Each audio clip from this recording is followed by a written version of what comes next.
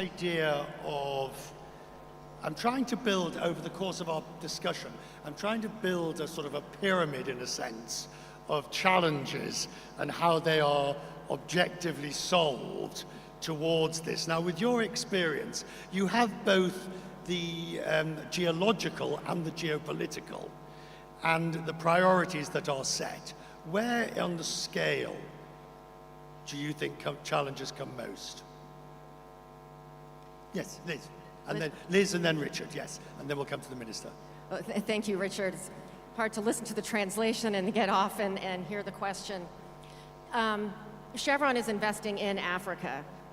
And I run exploration for Chevron. So I always say it starts with the rock. So we are looking for that intersection of a compelling story on the geology of where there is additional opportunity to explore for additional hydrocarbons to find, and pairing that up with areas where we have a competitive business investment, a competitive investment climate, and a strong regulatory framework.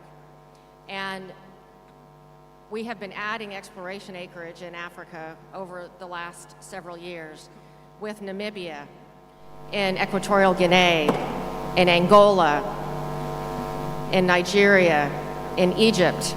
And we have two very important studies going on within the country of Algeria. And the changes that we're seeing is just a much more pragmatic approach to attracting investment and making agreements that work. What do you mean by more pragmatic?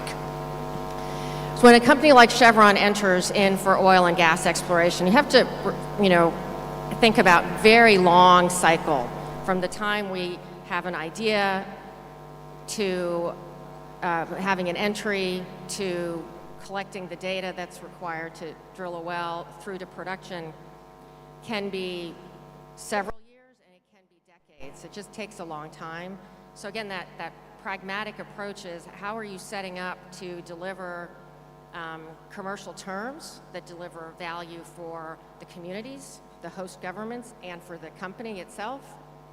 That'll be different for each company that invests, but for us, the countries that I named really right now have very compelling investment opportunities. Minister from Algeria, you were just listening to, Liz is basically saying that your country's on the list and is under great scrutiny in that sense. What do you see as the relationship between yourself as representative of government and the companies who are tasked with actually doing the dirty work of getting the stuff out, finding it and getting it out?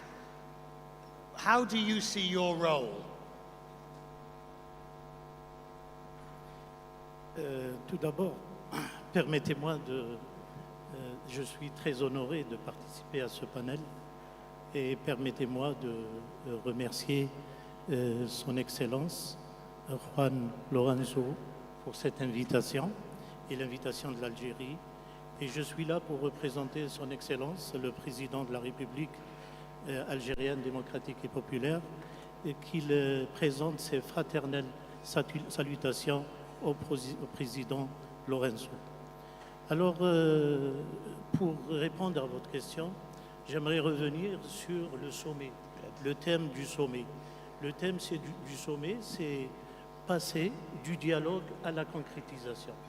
Donc, I need to just pause you, sir, because I'm not hearing any translation on any channel, which is regrettable, sir, since I want to end. My Duolingo French is not really up to Mine is dead completely. Try again, sir. Donc je vais répéter.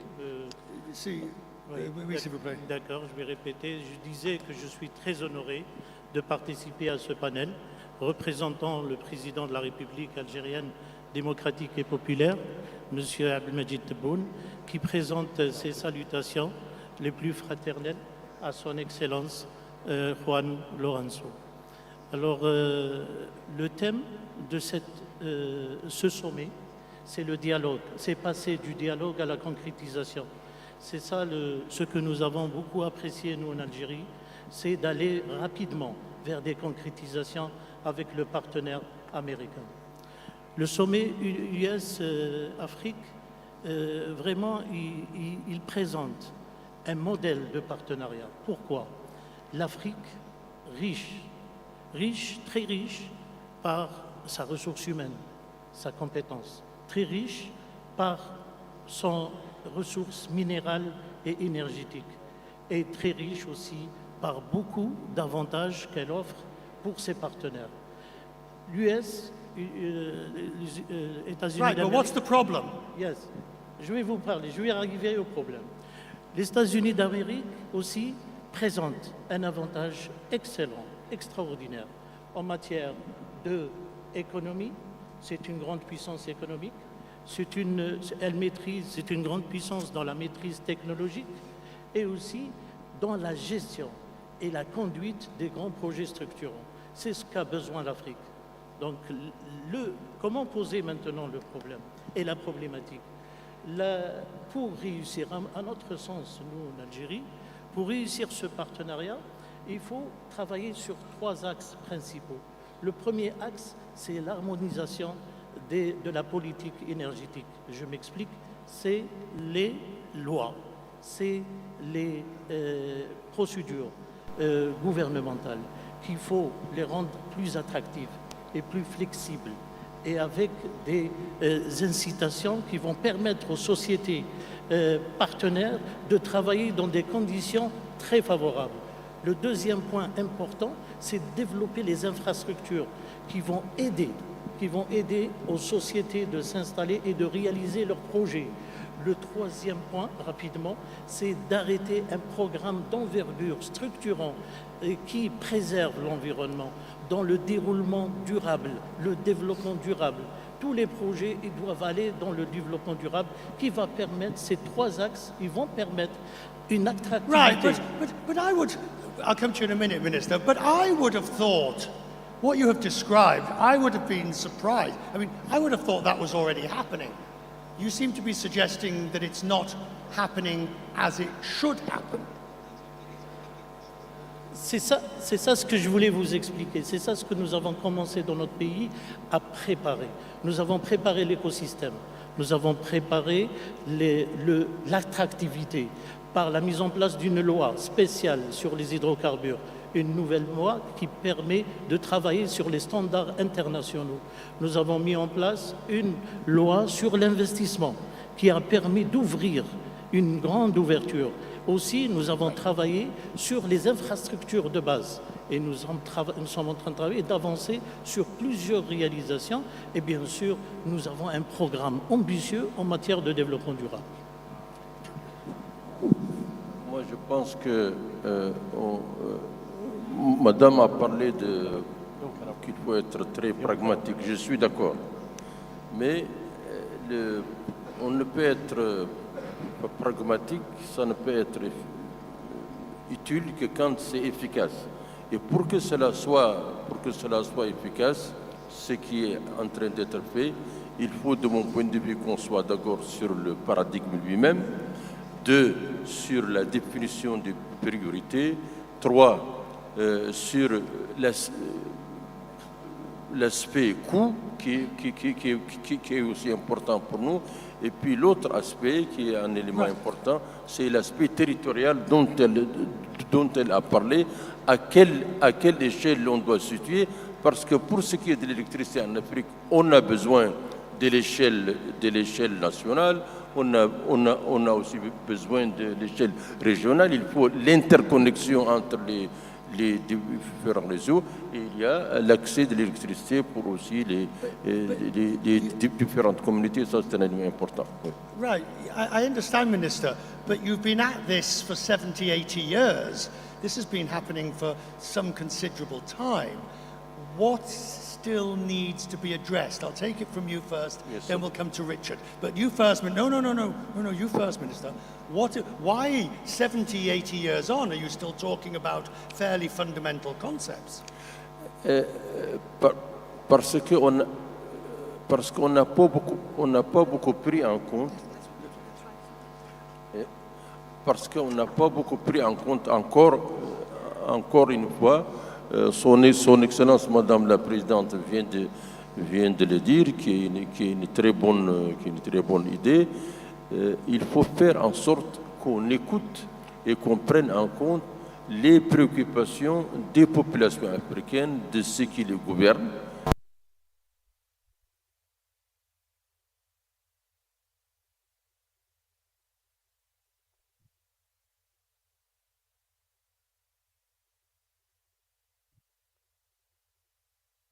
Ensuite, faire un abordage pragmatique et l'efficacité par le fait de ce que je vais Well, dire. yes, but Richard, pragmatism and efficiency are not mutually exclusive.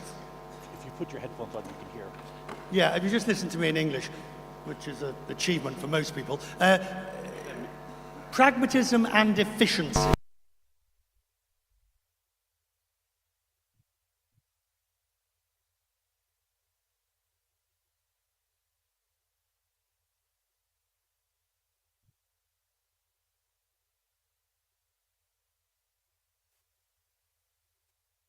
Liz's points. You know, there are really good examples, and this country here is one where we've got to that point.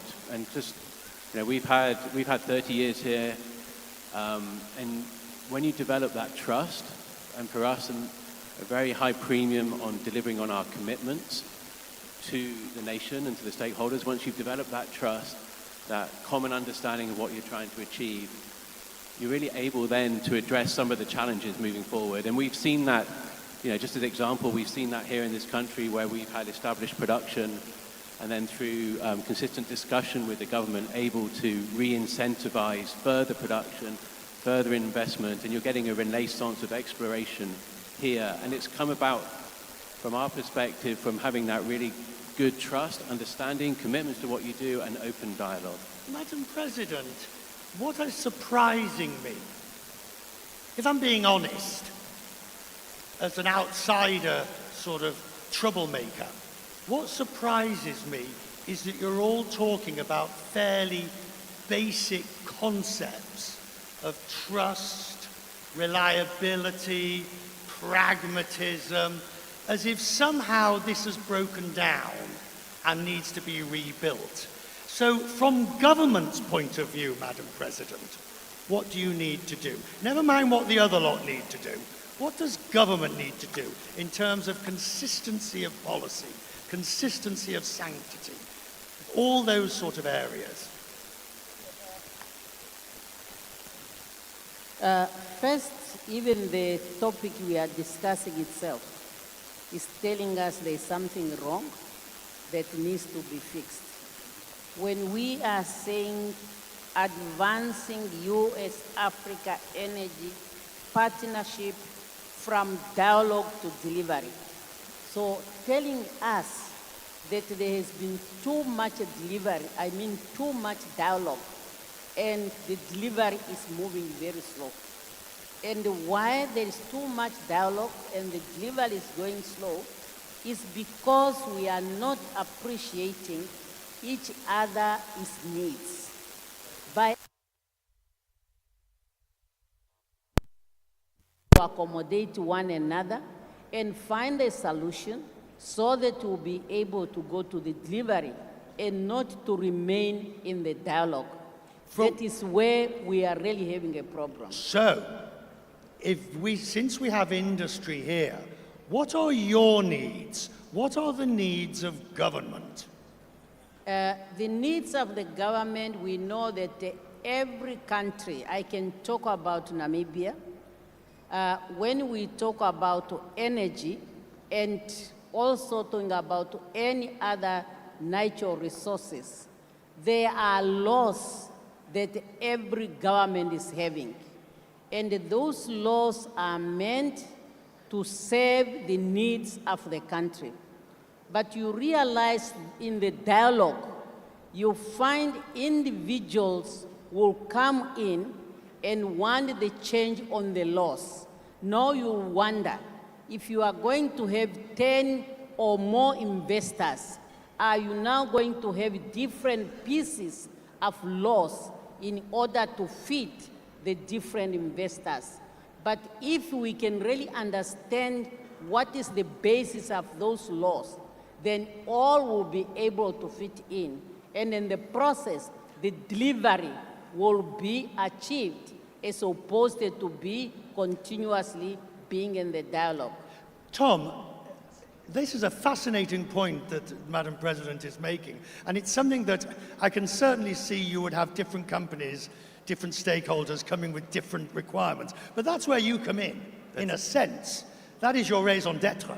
That is to actually sort of put together a commonality of framework that can be adopted by both sides. You're the honest broker, in a sense, from a US point of view. I think that's 100% fair. We are the honest broker. We don't make a position. This is not tied aid. This is aid to bring industry together with our partners to meet them where they are. Because we can't tell them where to go. We have to meet them where they are and figure out where do we get again, where I started. Where does the financiers come? Where do industry come? Where do the developers come? But come on, you are now wearing a different set of clothes than you would have done 6 months ago, 8 months ago. Yes, you're absolutely The right. Trump administration has turbocharged fossil fuel exploration, with a drill back at home, but also in terms of the work being done overseas, where countries are now saying, right, bring it on. You're absolutely right. I think that is an important point. We are meeting our African partners where they are. For 4 years, we spent 4 years telling them, you have to buy wind, you have to buy solar. Today, we're saying, what is it you need to provide energy for your citizens, to drive the economy of your economies in the big cities, but also in the smaller villages. And our goal is to look at all of the energy here you go. Our goal is to look at all of the energy, and we have success. We have demonstrated success in Africa, in Nigeria, in Mauritania, across the continent. We have success in hydrocarbon development, gas-fired power projects, LNG processing that is providing energy to the citizens that our African partners want and need. Have you, I mean, I have to ask this because obviously the climate issue is still relevant despite whatever position the administration may take. Where does renewables come into this now for you? Again, I'll say we meet our partners where they are. I can't tell. No, it's carrot and stick. It's carrot and stick, Tom. Energy is energy, and we have to meet our partners where they are. And if the need is renewables, we are there. We had years and years during President Trump's first term of doing gas projects and renewables. We can't force a country to buy gas. If they don't have the resources, it doesn't make sense. So we have to look at energy for the sake of energy and what is it our African partners are looking for. So,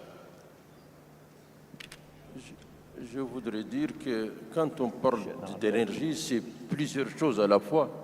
Il y a la production, le ministre de l'énergie de l'Algérie, donc il y a la production, il y a le transport, qui n'est pas forcément au niveau national, il se passe aussi au niveau régional. On peut en trouver au niveau des production, transport. Il y a aussi la distribution et il y a tout ce qui peut se passer en milieu rural.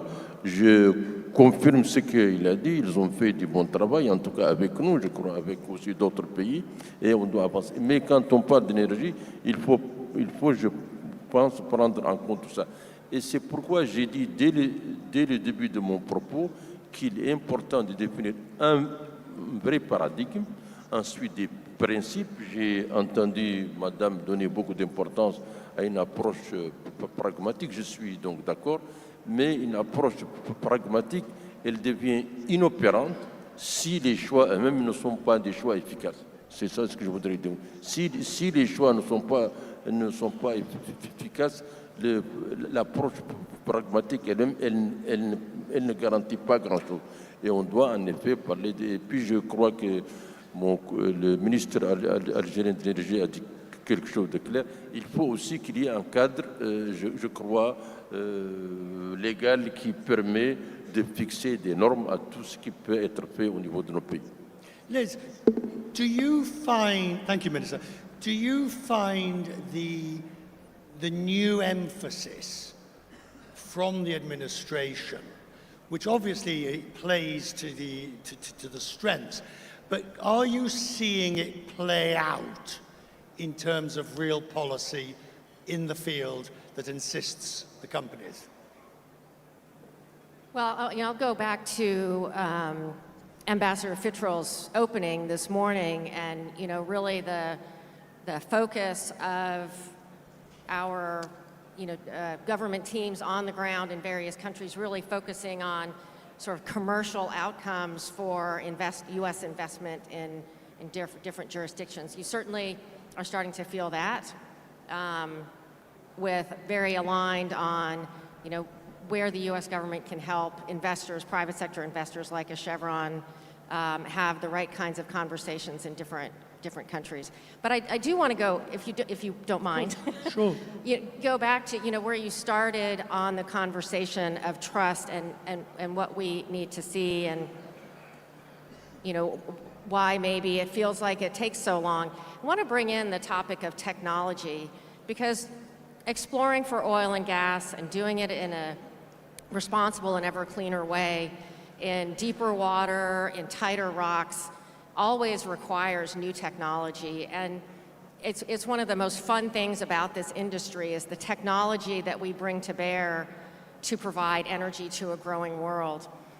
And everywhere that host governments have rules and regulations in place, when we have trust and we have a new technology, or it's deeper water, or it's going to be more capitally intensive, if we can come and have that conversation about what it will take to attract investment, then we will attract investment. And so that topic of trusting relationships built over a long period of time in any one country and in any one geography is paramount to the success of this industry. I'm fascinated again by this, because I think you're right. It is this question of long-standing trust. But has that trust been abused by either side over many years in different ways, different countries, different ways, so that it has to be rebuilt again? Liz, then Richard. I would say I don't have any examples of that. Yeah, me neither. It's easy, maybe to paint the countries with one brush. We're very proud of our history in Africa, very proud here of Angola. We're developing very strong relationships in Mozambique. We're looking to bring on LNG again to the renewable conversation. It's a transition fuel for sure. So, and we've had long history in Nigeria as well. So, we are always striving to build very strong relationships. Our business is here for decades that goes beyond the political cycle. And so when we're looking at our investments, that's what we're looking at. Your decisions or your hopes go beyond the political cycle. But the reality is you're frequently at the whim of the political cycle on both sides of home and abroad. That is just a statement of fact that I don't think anybody can disagree with. Yeah, that's right. So with our projects, though, our projects are we're looking at multi-billion-dollar investments for decades. And so one of the things that can attract our investment is the stability of the country and the stability of the frameworks. And so and the investor protections that are in place. And so that's one of the things that we look at to evaluate where our investments go. The Minister from Algeria, and then we'll have the final word to you, Madam President. I'll put a final question to yourself. Minister. Merci. Moi, je pense qu'un des projets prioritaires en Afrique, c'est l'énergie électrique. Donc, on doit aller rapidement vers le développement de ces projets énergie électrique dans toute la chaîne de valeur, de la production au transport à la distribution de l'énergie électrique. Nous avons un projet ambitieux en Algérie dans l'interconnexion électrique. Et nous avons commencé. Nous avons une grande histoire avec les sociétés américaines et très réussite en Algérie, surtout avec General Electric, où nous avons eu la confiance mutuelle de faire une usine unique au monde de turbines à gaz en Algérie. Nous avons la technologie américaine, nous produisons les turbines à gaz pour générer de l'énergie électrique. Et nous avons développé la technologie du transport électrique aussi, à travers aussi un partenariat avec les sociétés américaines, General Electric et autres. Et nous sommes en train de déployer le réseau électrique sur les pays voisins. Et nous avons réussi une première partie. Moi, je pense que ce projet, nous pouvons le dupliquer sur plusieurs pays africains et c'est ça la priorité. 600 millions d'Africains n'ont pas l'accès à l'énergie électrique. Il faut qu'on travaille en priorité dans ce sens et nous avons la compétence, nous avons la confiance mutuelle avec les compagnies américaines et il faut avoir le financement, la technologie, l'accompagnement, la formation et aller vers ce projet d'envergure rapidement. Merci. No, you sir, the Madam President will have the last word. Je voudrais confirmer ce qu'a dit le ministre algérien tout à l'heure, mais en quelques mots, donc il faut du pragmatisme, il faut de l'efficacité, il faut de la confiance et il faut traiter le problème de l'électricité de façon globale. Production, distribution, transport et surtout ne pas oublier que dans le cas du transport et de la réponse aux besoins des énergies dans ces pays, je crois que l'interconnexion au niveau régional joue un rôle important. On le voit au niveau du Maghreb, mais on le voit au niveau de l'Afrique de l'Ouest. Donc en particulier entre certains pays comme la Mauritanie, le Sénégal, le Mali et la Guinée, et l'autre partie aussi de l'Afrique de l'Ouest en ce qui concerne le Niger. Donc l'interconnexion fait partie aussi des choix stratégiques qu'il va falloir faire. Right. Madam President, you get the last word. Yes. Do you think we're any closer? Do you think we're any closer to delivery versus dialogue? Are we getting closer? We are getting closer. We might not getting closer, but what we have to accept is that energy is the greatest enabler for development and industrialization in any country in the world. And when we talk about energy, particularly in Namibia, we have now discovered the oil and gas, but we have been also for quite a long time talking about renewable energy, where we have been also calling for investment. Of course, there has been investment that has been coming in, but when you compare, when the investment is coming in, then you find that for the investor to recoup what they have put in, it sometimes increase then the price so to the extent that the population are not able to afford. So one wonders why this happens.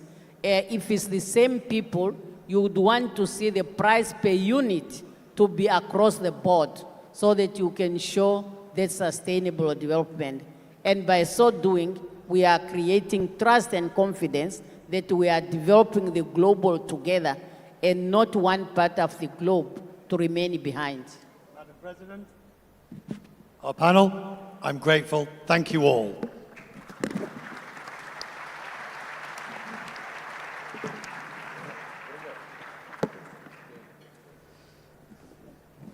Now,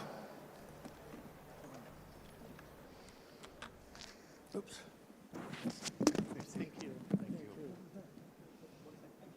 Madam President. Yes. Thank you. Very nice words. Thank you very much. Thank you very much. Hello. Thank you. So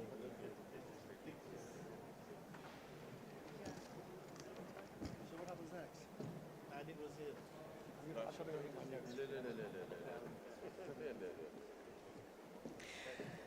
Thank you very much, Richard Quest, for this very engaging plenary. We will now play two videos from our Emerald sponsors Sonangol, and Unitel. In the meantime, I would like to tell you that this concludes today's session in this Celebramos a tent. história, inovação e compromisso com a nação angolana. Enfrentamos desafios e comemoramos conquistas. Expandimos o armazenamento e a distribuição de combustíveis com infraestruturas que garantem eficiência, estabilidade e autonomia para Angola e a região. Avançamos de forma significativa e tornamo-nos na primeira operadora a retomar atividade petrolífera na bacia terrestre do Kwanza. Com quase 5 décadas de experiência, evoluímos como empresa de energia, com o propósito de promover a sustentabilidade em prol das gerações futuras. Nada disto seria possível sem o nosso maior ativo, o capital humano que impulsiona cada projeto com excelência. Seguimos resilientes em direção ao futuro da nação. Sonangol. Produzir para transformar. Born in Angola, built for the future.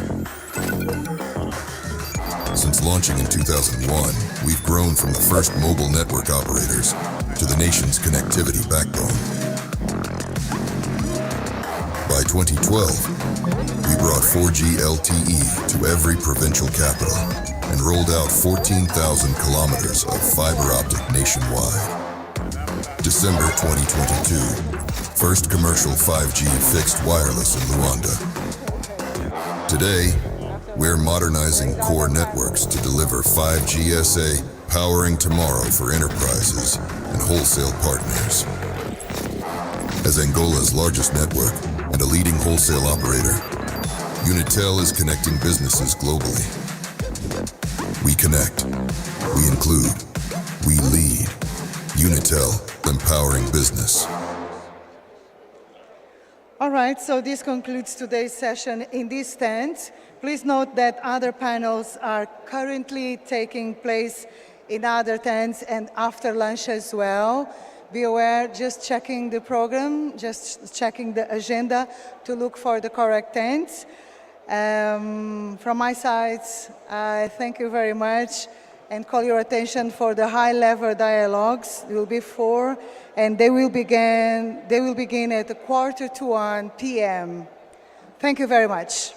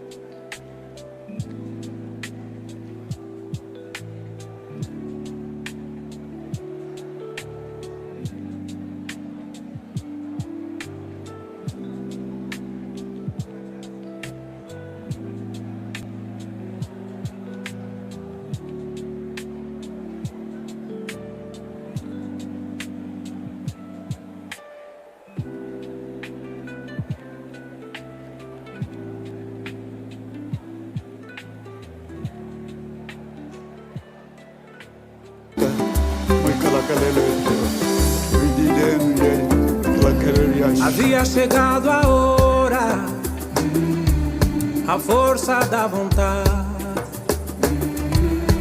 o momento expresso.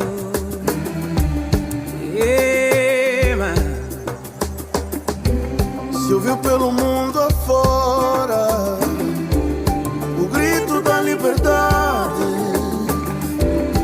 Era o recomeço. Alegria de um povo. Alegria de um povo. Da velha luta um novo. Da velha luta um novo. Finalmente era possível sermos nós mesmos. E já lá se foram os tempos. De lá pra cá é de Cabinda ao Cunene. Um só povo, uma só nação. Unificada, renovada e no cerne a marca da união, da união. Tudo por Angola.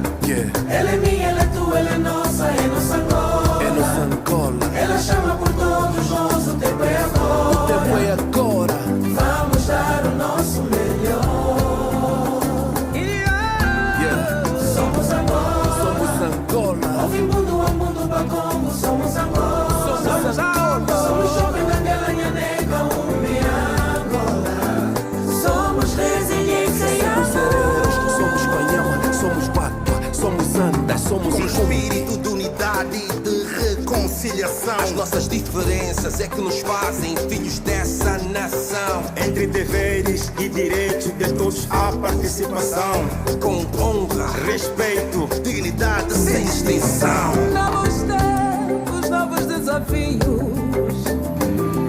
Sonhar mais alto é possível.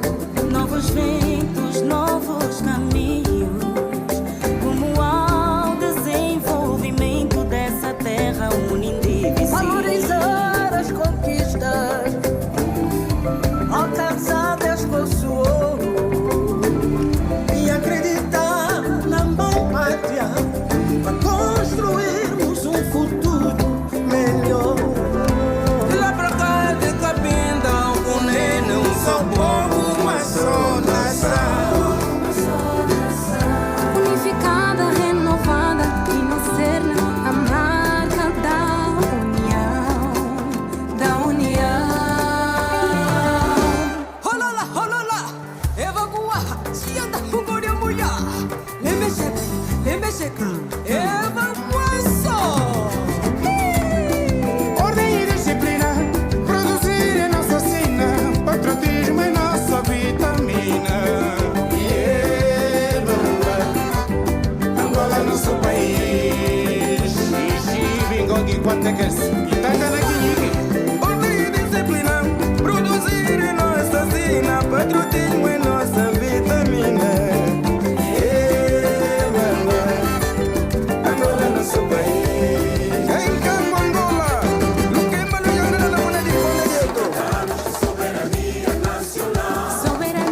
50 anos de independência cultural. Viva Angola. 50 anos de vida, Angola. 50 anos de soberania nacional.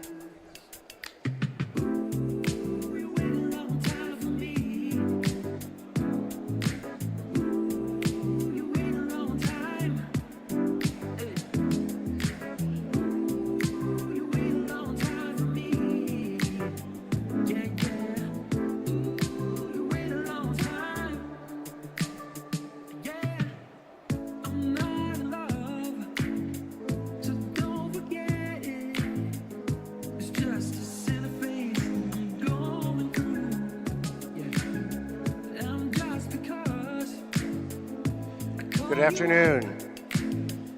Good afternoon, ladies and gentlemen. Please take your seats. We're just about to start.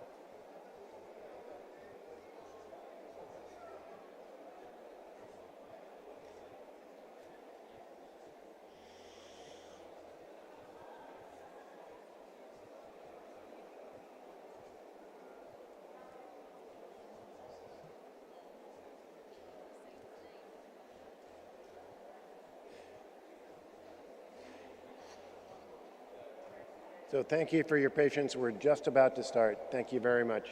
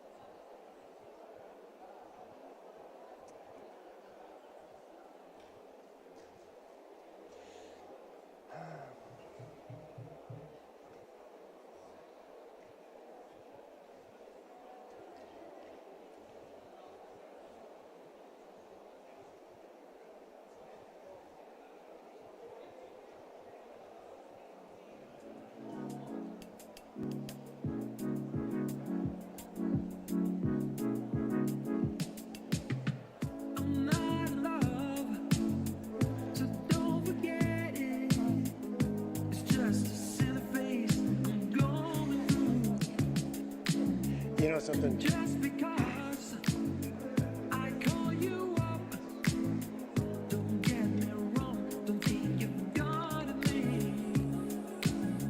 I'm not in love, no, no. It's just because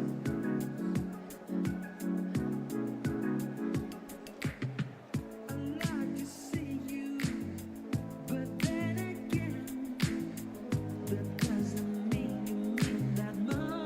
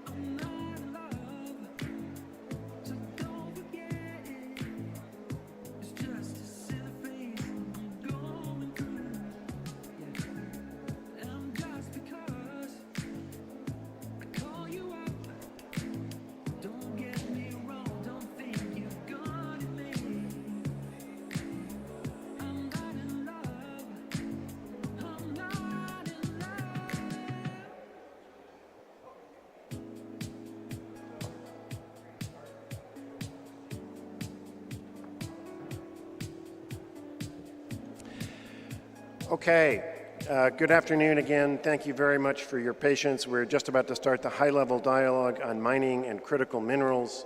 We are very honored today to welcome to the stage His Excellency Christian Intse, the Prime Minister of the Republic of Madagascar. We will be joined very shortly also by His Excellency President Oligui Nguema of Gabon. It's on my honor to call to the stage Andrea Hutter, the moderator for this session, along with Connor Coleman from the Development Finance Corporation, Helmut Engelbrecht from Standard Bank, and we also hope to be joined soon by Thomas Flehive from Cross Boundary. So please, panelists, join us on stage. Thank you so much.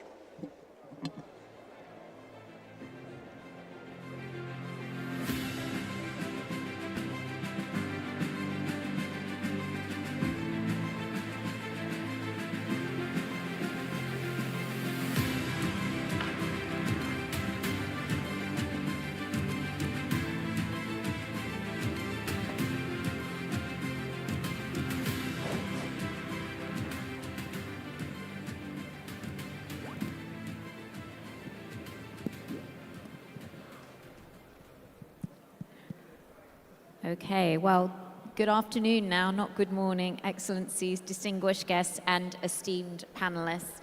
Welcome to this discussion on critical minerals, the foundation of the global energy transition and technological innovation.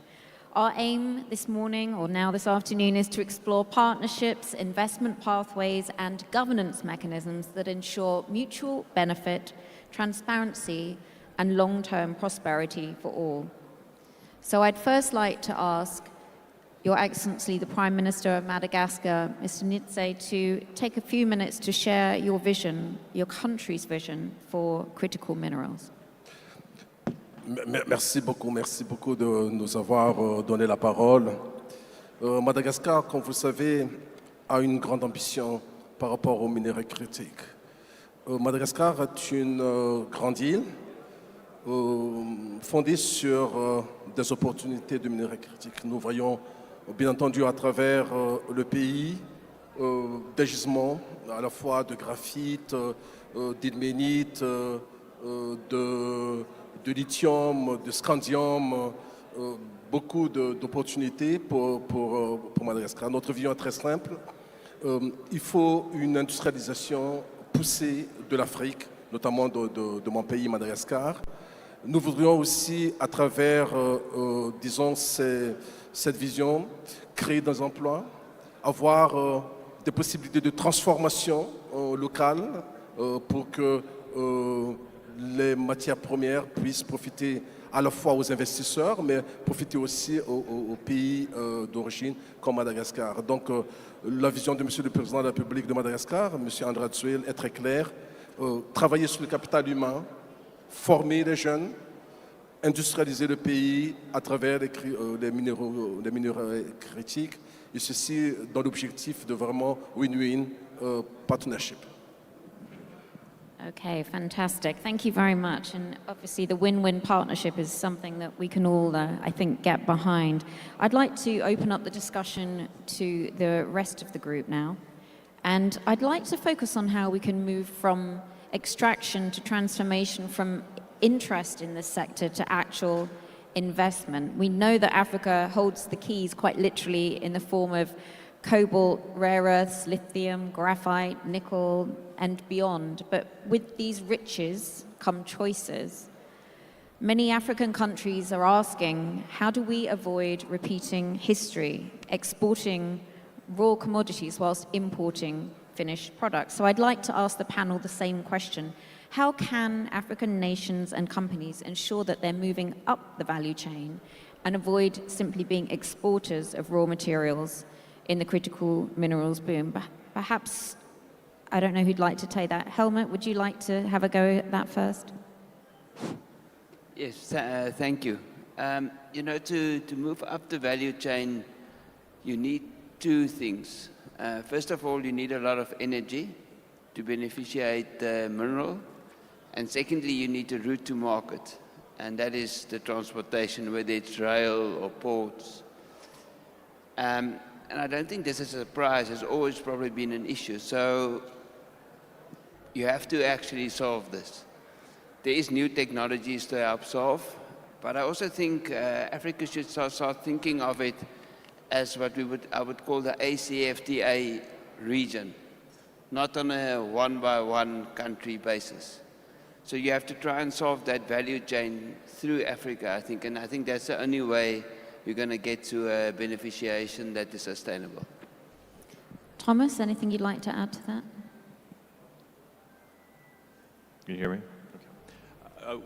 So on vertical integration, I think the best thing to do is look at successful countries from the region, from the globe, and pull out different pieces, right? I used to live in Mongolia. I was there 10 years ago when Oyu Tolgoi was opening up, and there a joint venture was formed with Rio Tinto and the government.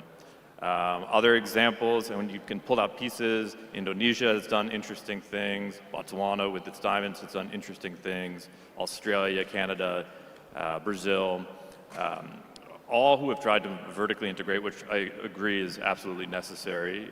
One interesting number I recently heard is in Nigeria, which obviously is a leading extractor on the continent, only 0.5% of the workforce, of the population, are engaged in the industry. It hasn't created significant amounts of jobs. And ultimately, beyond just getting the compensation for the resource to build the actual industry, is going to require industrial policy that motivates investment into infrastructure, but then later stage refinement of product. And that's going to take partnership with international partners.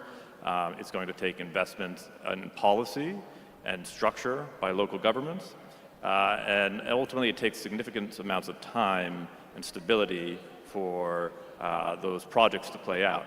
The other number I'll give you is the average length of time for a mine to go from exploration to production is over 15 years. And that's actually gotten longer over the past 2 decades. And so when you're allocating your finite exploration budget each year, you need to know that if you find something, you're going to have enough time to develop that resource. And it ultimately needs stability within a country, but also stability within the legal framework so that you understand what you enter will be the deal then for the next decades to come. Prime Minister, you've been listening to what the panel thinks. Maybe you can give your opinion from the government side.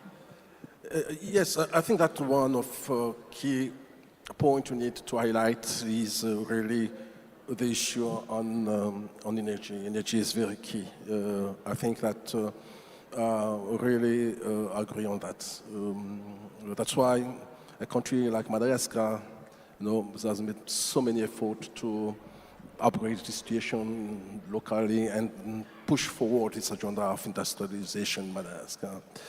And I think that we need also to see how we can improve the workforce first as well. The capital, the human capital is very key as well. So if you need to have more integrated development in terms of in this different sector of economy, I think that the 2 things we need to highlight is the competencies of youth, and so far the issue on energy is very key as well. Yeah. Okay, Connor, I'd like to turn to you now because obviously you're here representing the United States, which has emphasized friendshoring, securing supply chains and making sure critical minerals are at the heart of them.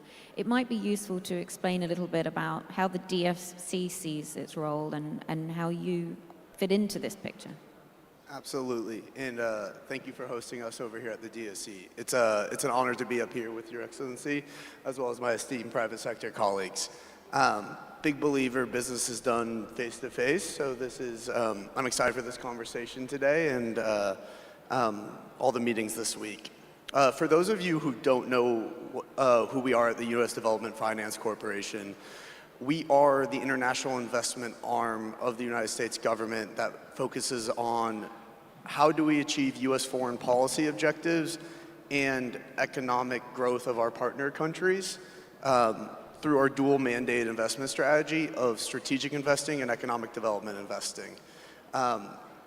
We aim to be flexible capital providers overall to our partners, and with the goal of truly mobilizing private capital. If we at the DFC do our job correctly, we're really the bridge between local governments and the private sector overall to help facilitate transactions. Our portfolio within Africa is one of our most important overall. Right now it stands at 13 billion, which is our largest within the DFC, and it's very important for this administration to continue focusing on the commercial partnership we have with our allied partners within the African continent. Moving to the critical mineral sector, which we're all here to discuss today, I think this is a perfect example of how, for a sector, how the U.S. and African partnership can mutually benefit. For the United States government, this is extremely important for our administration of how to achieve vertical integration across the supply chain.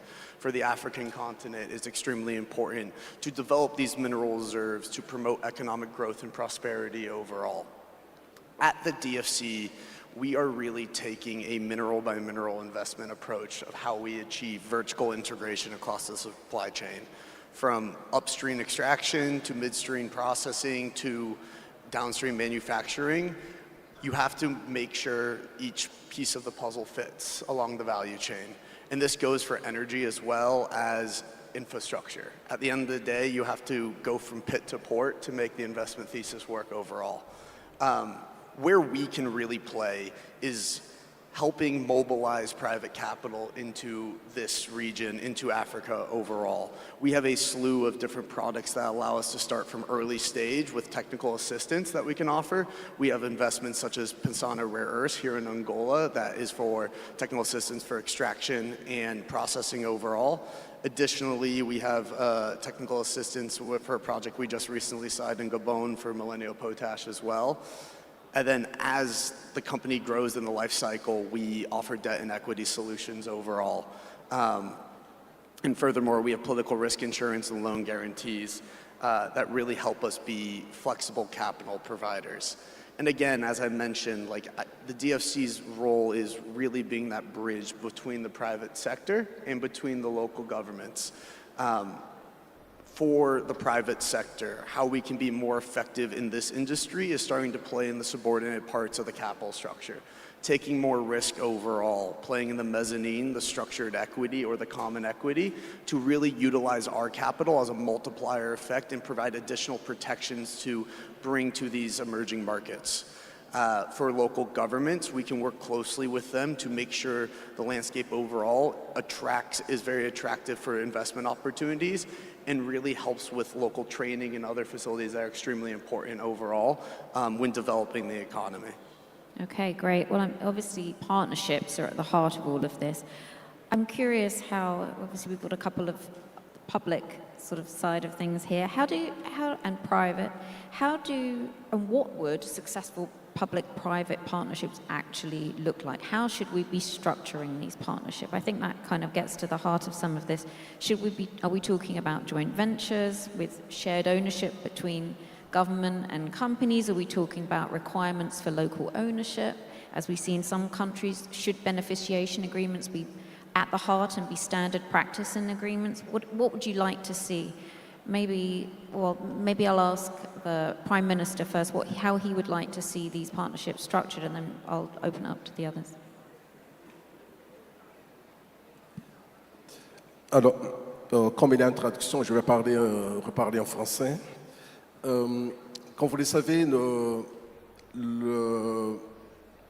financement dans un secteur comme les minerais critiques ne devait pas être très difficile parce que le financement rapporte très vite. Et je pense que s'il y a un secteur aujourd'hui qui devait bien marcher, c'est le minerai critique. Parce que l'avenir des industries pour les minerais critiques reste très porteur. Donc sur ce plan-là, il ne devait pas avoir de problème. Maintenant, ce qu'il faudrait voir, c'est que, je l'avais dit tantôt, il faudrait voir un partenariat gagnant-gagnant. Dans le sens où les minerais critiques sont des ressources non renouvelables. Ce ne sont pas des ressources renouvelables. Quand on prend de la terre, c'est parti, c'est parti. Donc, il n'y a pas de renouvellement de ces ressources. Il faudrait que les générations notamment en Afrique, puissent en bénéficier. Comment? Il faudrait que ces partenariats puissent profiter, bien sûr, aux investisseurs, mais aussi aux communautés de base, qu'il y ait vraiment un empowerment, il y a vraiment une amélioration des conditions de vie des populations. Ces partenariats devaient aussi regarder la question de la santé.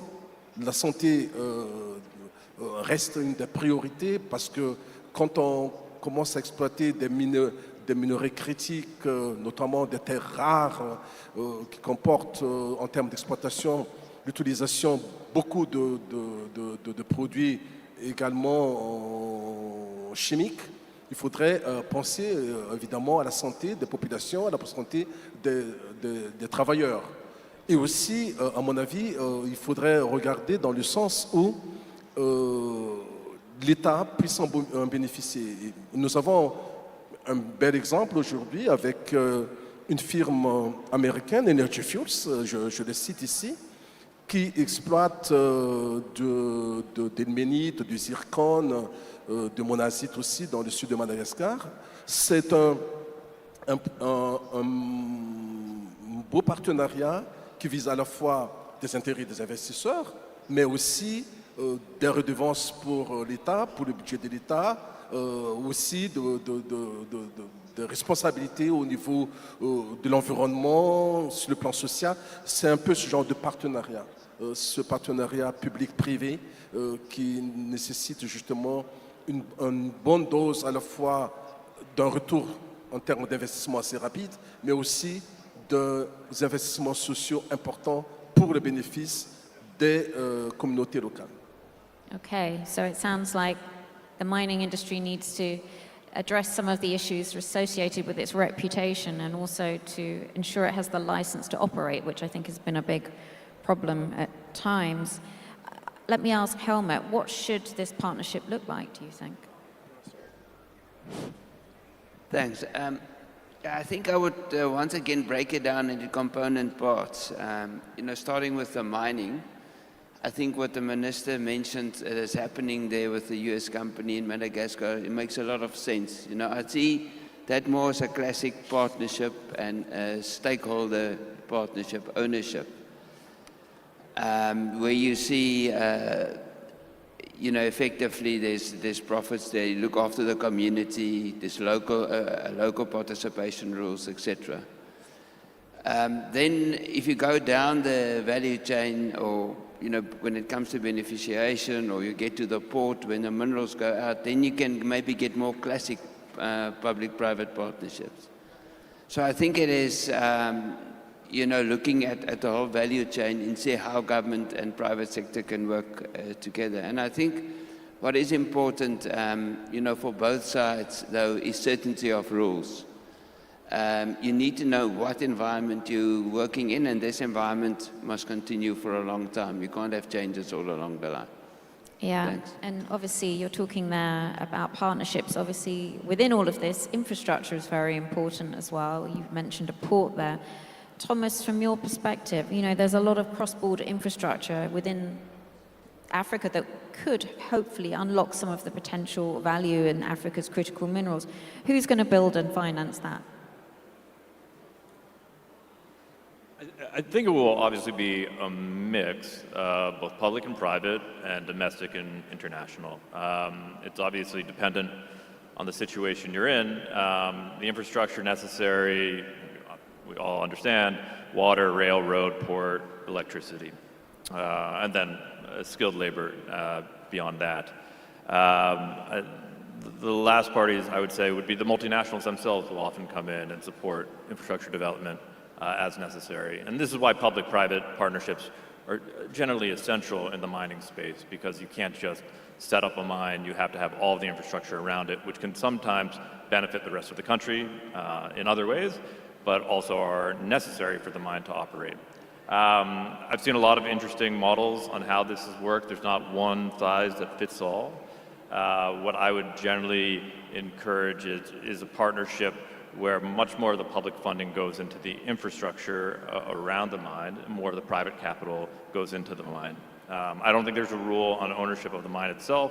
I think joint ventures can be quite useful when it's the government that's involved in the joint venture locally versus requiring local partnerships, which sometimes can lend itself to kind of a winner-takes-all in the private sector.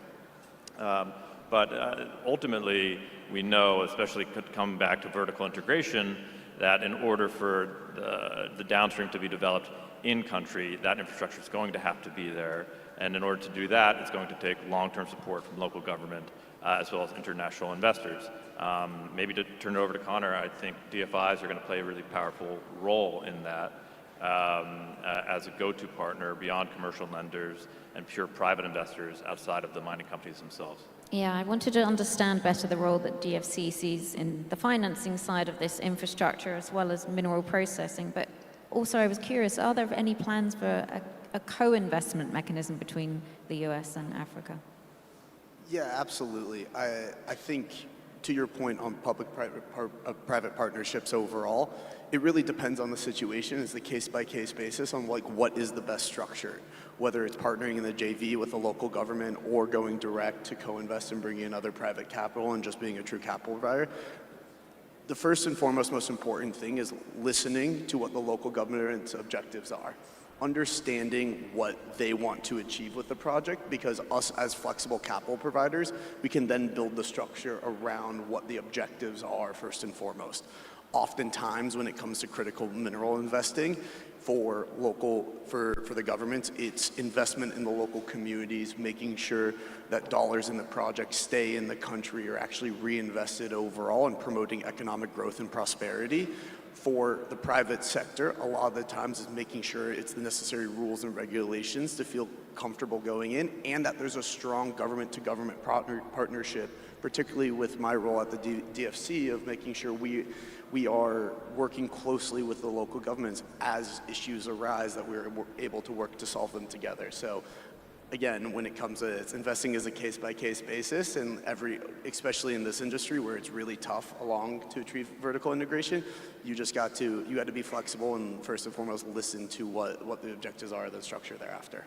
Yeah, okay. Now, something that obviously is also, we're talking here about the US, we're talking about Western investment quite a lot of the time. China's been active in Africa for very many years. I suppose another question is it too late for the West to catch up? You know, can they suddenly expect to leapfrog over China in the space of a very short amount of time?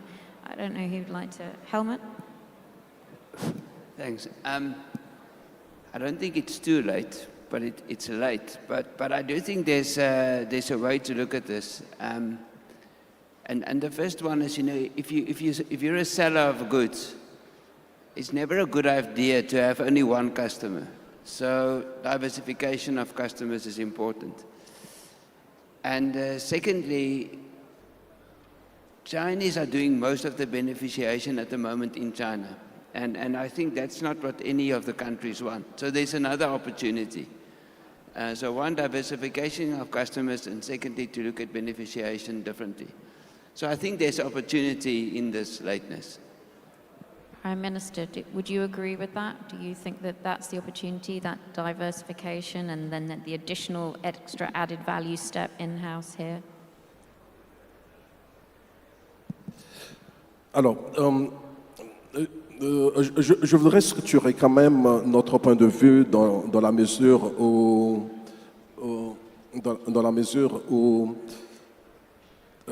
il faudrait qu'on change de paradigme. Le changement de paradigme par rapport à la nécessité d'avoir des investissements sûrs, mais des investissements aussi qui visent à transformer l'Afrique. Transformer l'Afrique, c'est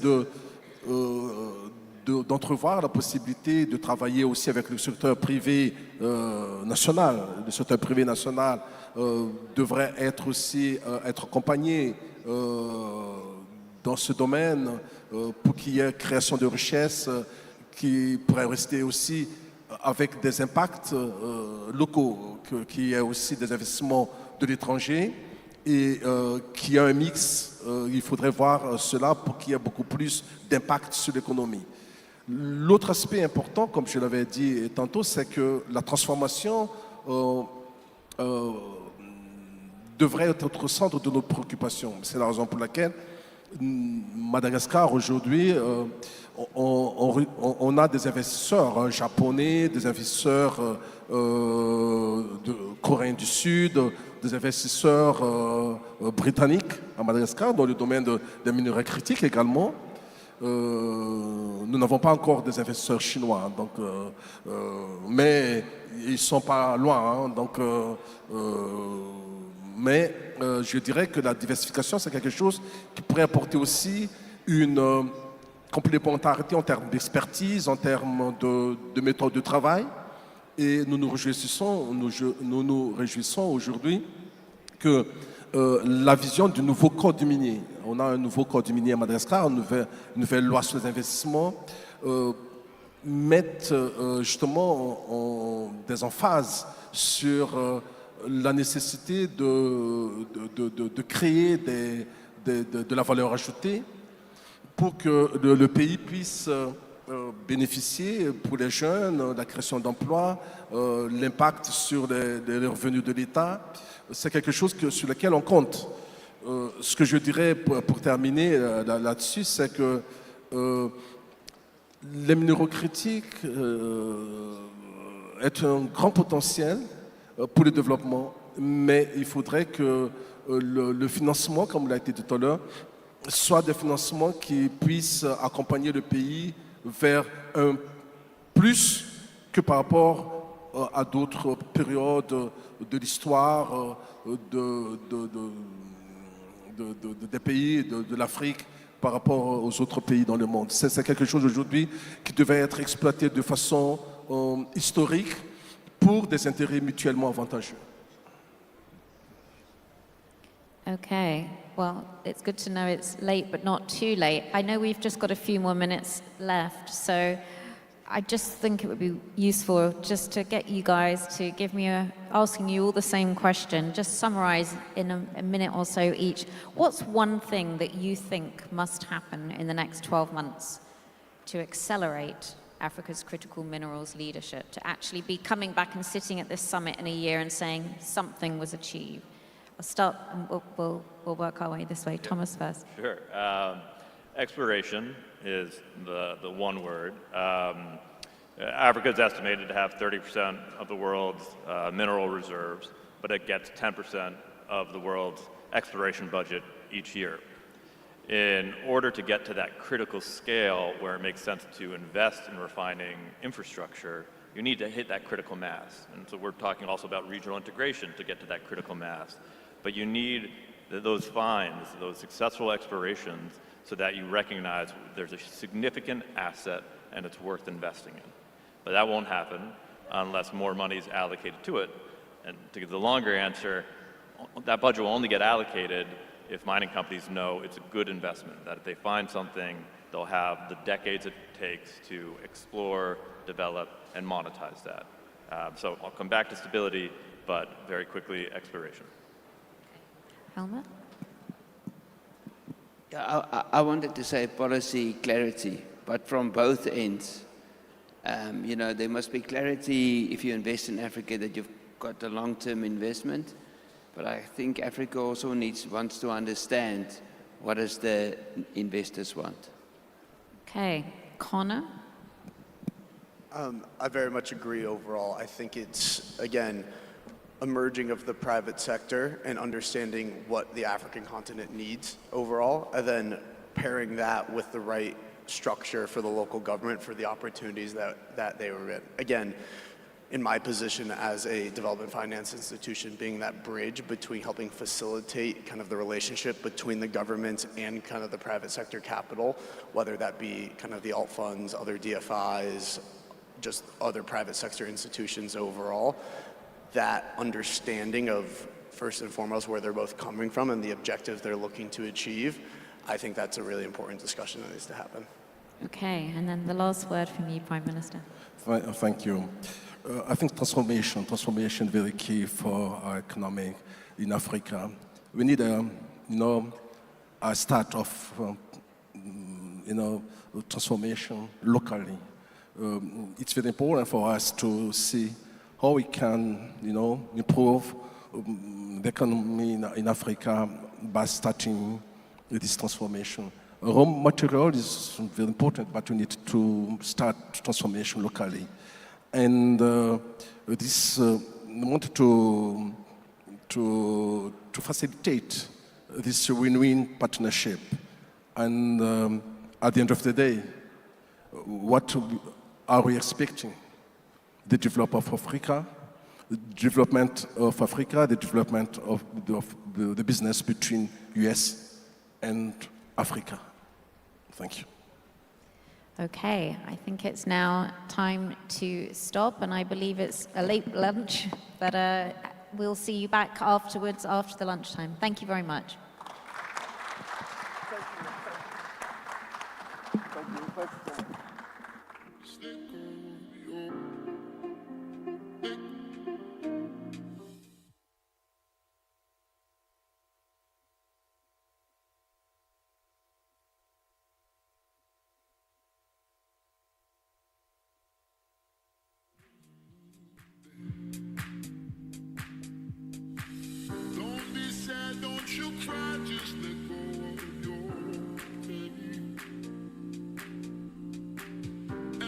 Began as a dream.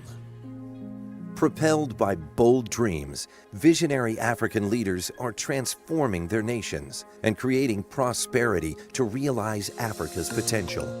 With rapid population growth, ambitious youth, and enormous opportunity, African nations are emerging as cornerstones of the global economy. For decades, government leaders have chosen to partner with Matrele to implement transformative, national-scale solutions. Together, we've executed more than 100 projects that provide millions with access to essential infrastructure and services.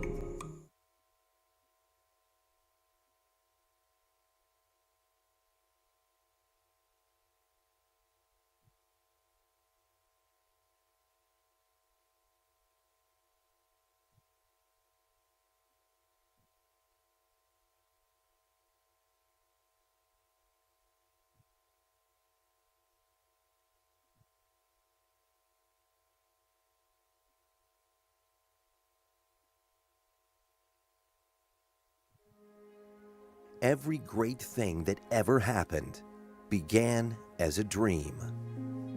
Propelled by bold dreams, visionary African leaders are transforming their nations and creating prosperity to realize Africa's potential. With rapid population growth, ambitious youth, and enormous opportunity, African nations are emerging as cornerstones of the global economy. For decades, government leaders have chosen to partner with Matrele to implement transformative, national-scale solutions. Together, we've executed more than 100 projects that provide millions with access to essential infrastructure and services.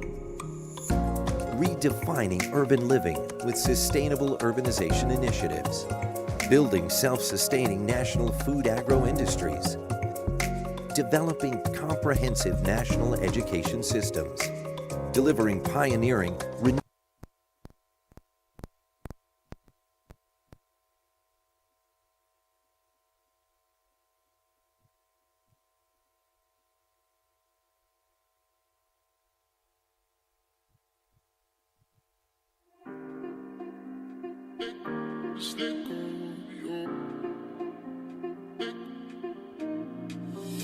Don't be sad, don't you cry, just let go of your pain.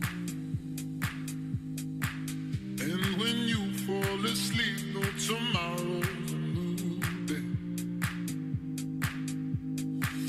Don't be sad, don't you cry, just let go of your pain. And when you fall asleep, know tomorrow's a new day. Tonight I'm moving like just let go, just let go, just let go. Tonight I'm dancing like just let go, just let go.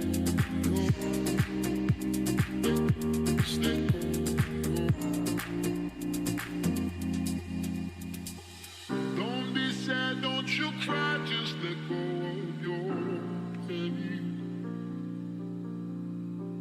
And when you fall asleep, know tomorrow's a new day.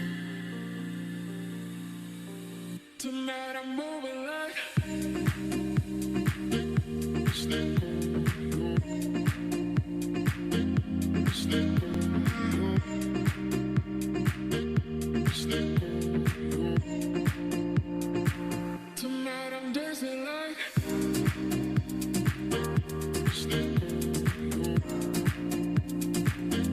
Just let go. Just let go.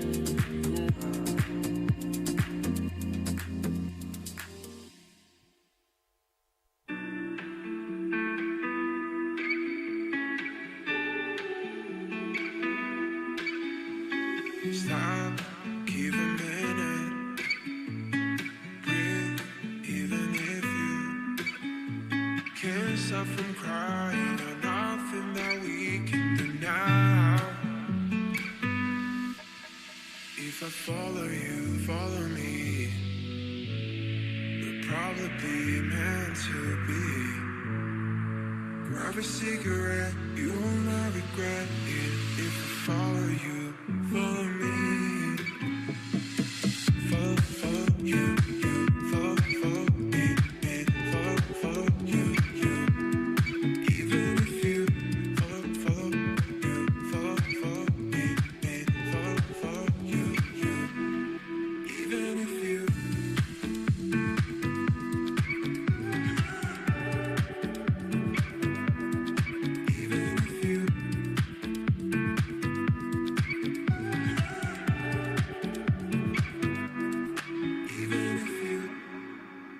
If I follow you, follow me, we'll probably be meant to be. Grab a cigarette, you will not regret it. If I follow you, follow me.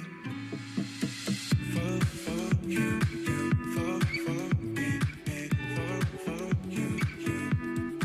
Even if you follow, follow you, follow, follow me, follow, follow you. Even if you.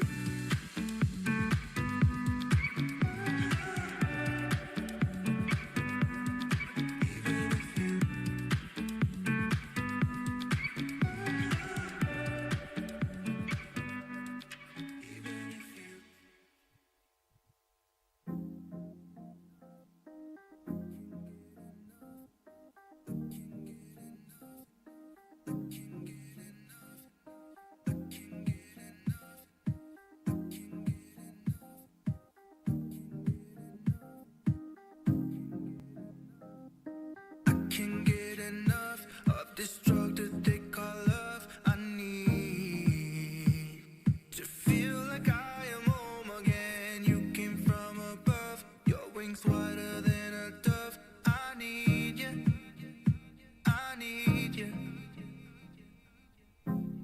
I can wait another minute, I can wait another second to be with you for an eternity.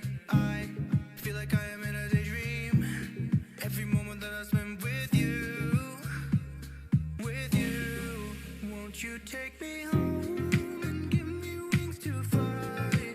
We can be alone in the castle in the sky.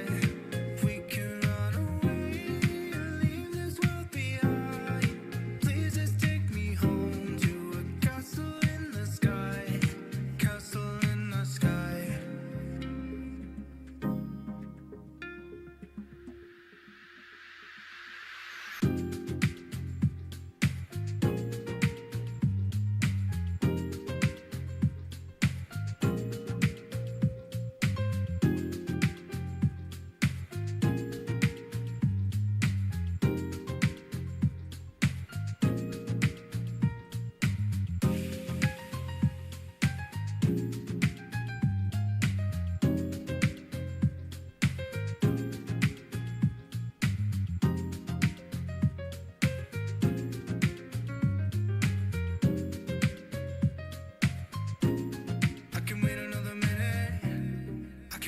another second to be with you for an eternity. I feel like I am in a daydream.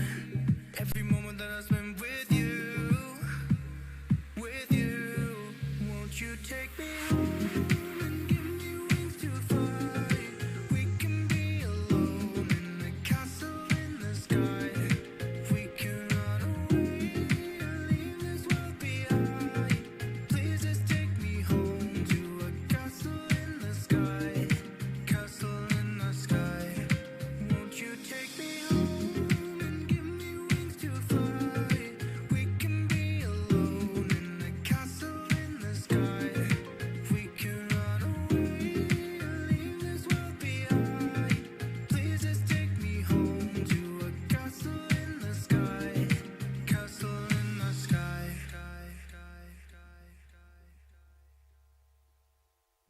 I don't mean to be hasty, moving faster than you.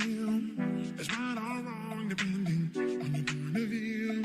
If I don't know, and you don't know, and none of us know, let's talk it out. Let's talk it out. There'll always be open for any step in the room, but you're not that kind of person, I assume. If you don't know, they don't know, and you'll never know. Let's talk it out. Let's talk it out. So many things I can say. One moment I just can't breathe. So I don't know, you don't know, none of us know. I don't wanna talk it out. When I don't wanna talk it out. You don't know what you're missing. Can't you see that I'm here? I'm getting the feeling you want me to disappear. What do we do? Where do we go? What do we know when we're all alone? I'm trying to catch you in the middle of a lonely night, yeah. I'm trying to reach you, but your friends told me you're doing fine, yeah. So let it go, let me go, let yourself go, and let's talk it out, let's talk it out. So many things I can say. One moment I just can't breathe. So I don't know, you don't know, none of us know. I don't wanna talk it out, when I don't wanna talk it out. Words that I wanna hear. There's nothing you have to fear. 'Cause I don't know, you don't know, none of us know. So we gotta talk it out, baby. Out in your life, know when you can, finding a place in the middle. Figure it out, let's talk it out, solving impossible riddles. Into the wreck, breaking my back, and it's all for you, baby.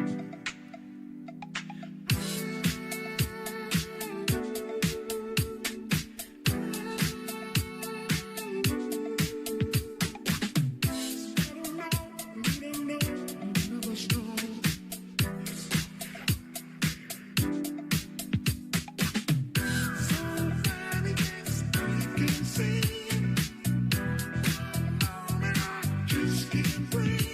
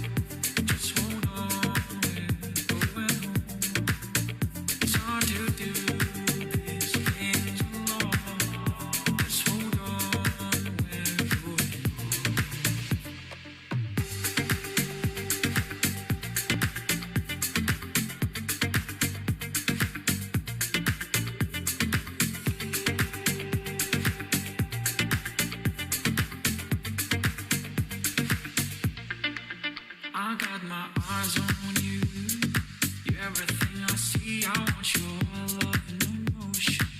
Endlessly, I can't get over you. You left your mark on me. I want your love and emotion. Endlessly, 'cause you're a good girl and you know it. You act so different around me.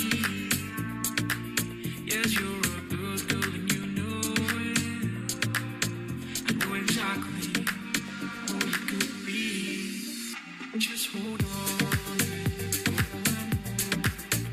Just hold on. Going home. It's hard to do these things alone.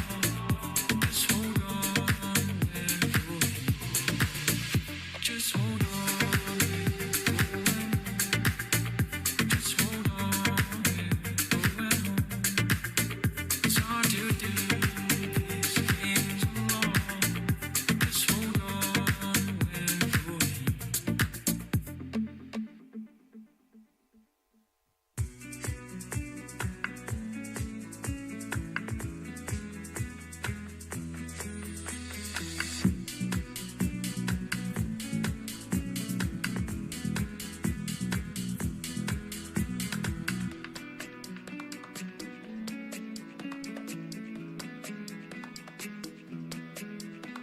The world was on fire, no one could save me but you. It's strange what desire will make foolish people do. I never dreamed that I'd meet somebody like you. And I never dreamed that I'd lose somebody like you. No, I don't wanna fall in love. No, I don't wanna fall in love with you.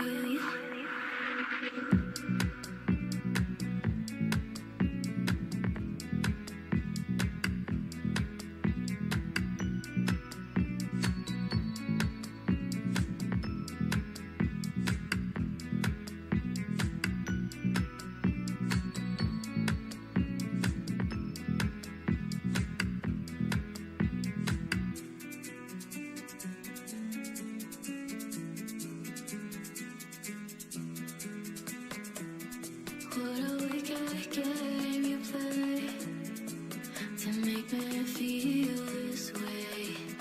What a wicked thing to do, to let me dream of you. What a wicked thing to say, you never felt this way. What a wicked thing to do, to make me dream of you. And I don't wanna fall in love. No, I don't wanna fall in love with you.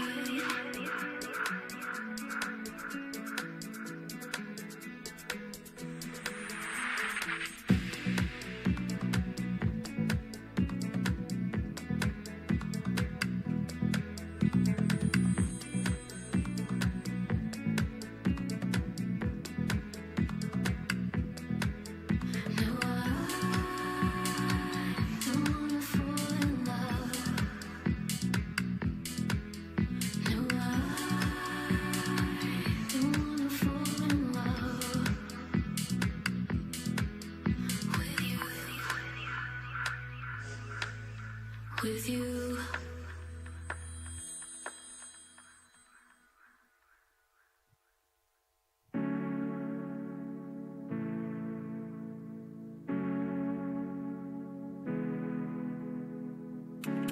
I saw you in the dance floor. Give me a kiss, give me your name, but one more. Maybe it's destiny that got us two into this mess. 'Cause you know it's magic, magic. The way my heart erased when I look at you. You know it's magic.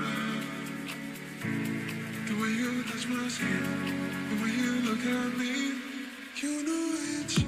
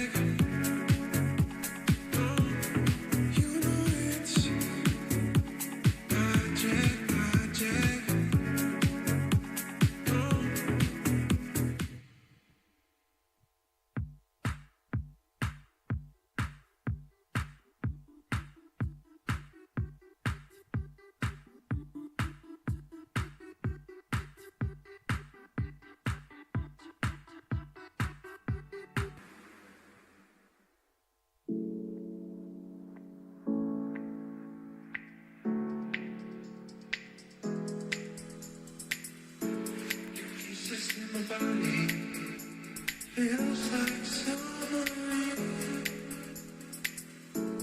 Tastes like sweet and sour.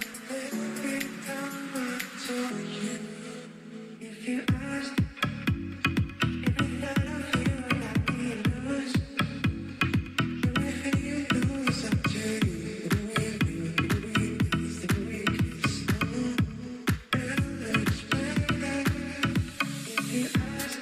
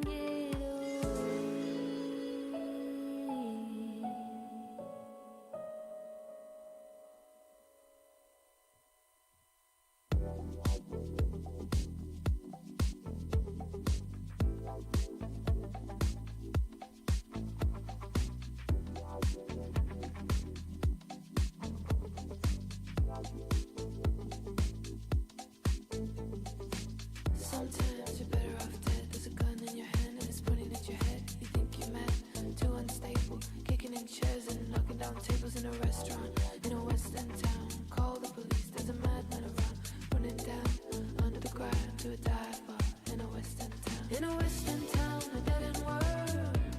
The Eastern boys and Western girls. In a western town, in a dead end world. The Eastern boys and Western girls. Western girls. Western girls. Too many shadows, whispering voices, faces on posters, too many choices. If, when, why, what, how much have you got? Have you got it? Do you get it? If so, how often? Which do you choose? A hard or soft option? How much do you need? In a western town, in a dead end world. The Eastern boys and Western girls. In a western town, in a dead end world. The Eastern boys and Western girls. Western girls. Western girls.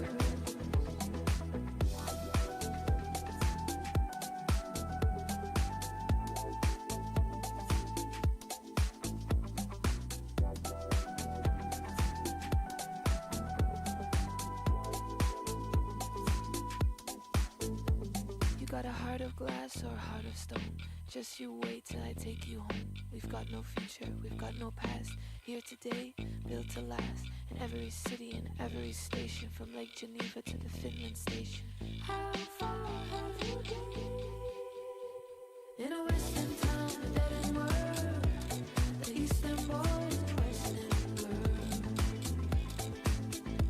In a western town, in a dead end world. The Eastern boys and Western girls. Western girls. Western girls. Western girls.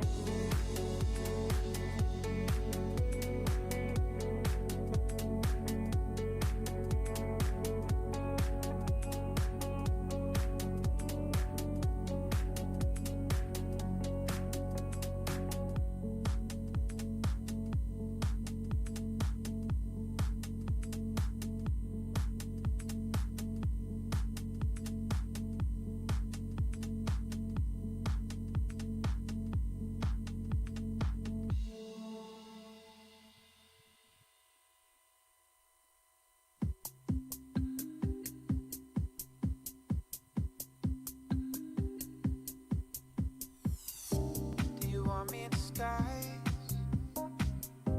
Do you want me to change my mind on things I can't hide? This is fucking real. Could be something I said, could be something I did this time. Maybe it's you instead. You just blew up my mind. We were covering the light, but you know we'll have to fight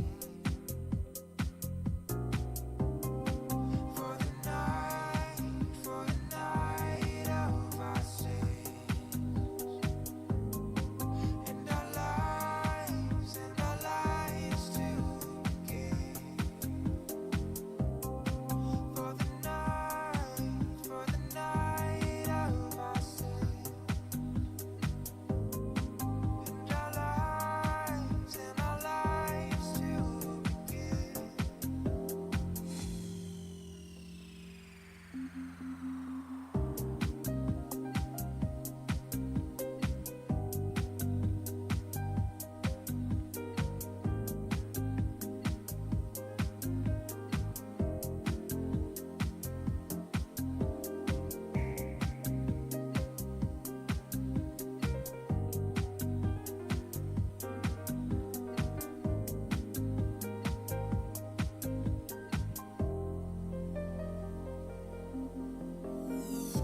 Do you want me in disguise?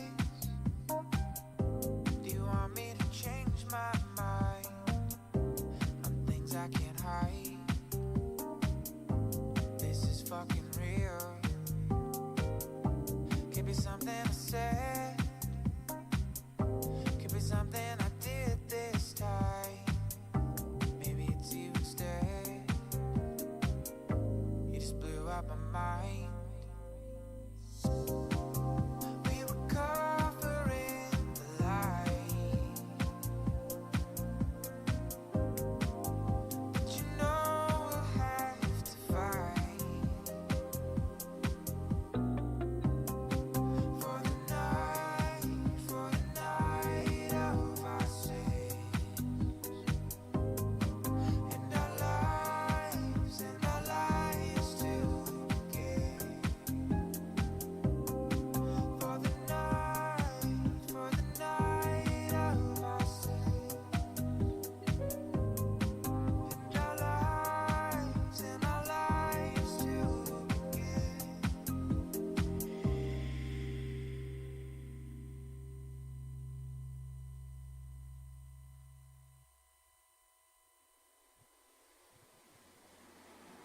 I'm on my 14 carats, I'm 14 carats, doing it up like my dad. Now you say you got a touch, so good, make you never wanna leave, so don't. Gonna wear that dress you like, skin tight, do my hair up real nice, and sync up at my skin to your heart beating. Cause I just wanna look good for you, I just wanna look good for you, Let me show you how proud I am to be yours. Leave this dress a mess and I'll fall. Still look good for you, I'm a marquee diamonds, I'm a marquee diamond. Could even make that Tiffany jealous. You say give it to your heart, so bad, make you never wanna leave. I won't. Gonna wear that dress you like, skin tight, do my hair up real nice, and sync up at my skin to how you're breathing. I just wanna look good for you, I just wanna look good